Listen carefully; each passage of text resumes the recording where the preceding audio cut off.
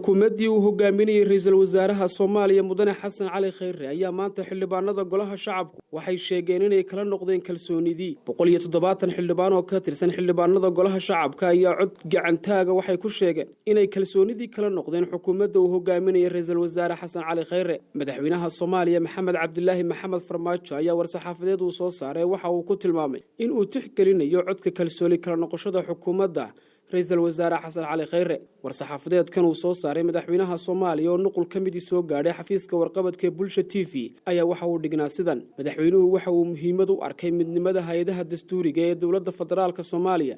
gaar ahaan marxaladaha aanu ku jirno balse isagoo gudanaya waajibaadkiisa dastuuriga tixgelinayana awoodaha dastuuriga ee golaha shacabka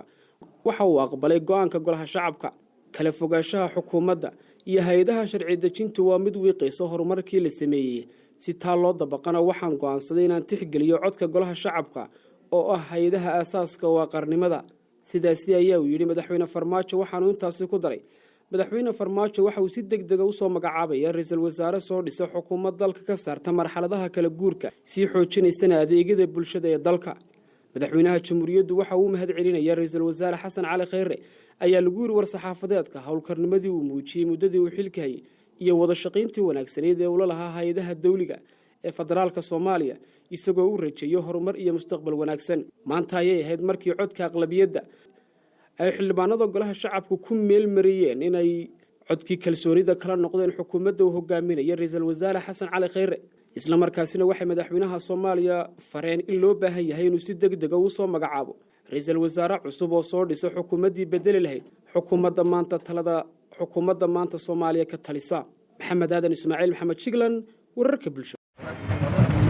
magacaygu waa Suldaan magacaygu waa Seeraar isku si ayaan u hadalaa isku sina waanu libisanaa isku midna waanu nahay anigu waxaan isticmaalaa Samtel isagu ma uu isticmaalo Samtel anigu in badan baan Samtel ku hadli karaa balse isagu sidaa ma sameyn karayo warmaahay run miya waa runtay 24 saacadood waxaan ku hadlaa 2500 oo shilin oo waa bilaash bishii oo dhan waxaan ku hadlaa $5 oo kali ah caadi ma aha maxaad mar hore igu sheegi weyday fikir hadal oo hadaalin maalinta oo dhan ku hadal 2500 oo shilinka Soomaaliland ama bishii oo dhan ku hadal $5 oo kaliya Samtel shirkadda dadweynaha